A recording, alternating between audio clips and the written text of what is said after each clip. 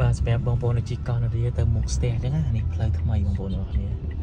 កោនរានេះពងមូលទៅផ្លូវស្ទះនេះបងប្អូនដល់ហើយនេះមកបងប្អូនជីប៊ូបន្តិចមកបាទបងប្អូនខ្លះដឹងឯងហើយខ្ញុំប្រាប់ចែកដែរទៅមិនជីទៅស្ទះអស់គ្នាហ្នឹងហើយប៊ូអញ្ចឹងមកហើយយើងបត់តាមផ្លូវទូចនេះវិញបាទផ្លូវទូចនេះទៅជីទៅដល់ផ្លូវដែលត្រូវបត់ស្ដាំបងប្អូនបត់ស្ដាំចេញទៅផុតអាក្លែកន្លែងវងមូលមិញនេះបងប្អូនដល់ផ្លូវនេះយើងបត់ស្ដាំមក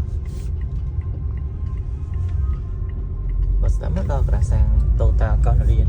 ហើយយើងឡើងឆ្វេងនេះទៅផុតស្ទះហើយឃើញទេចំណេញ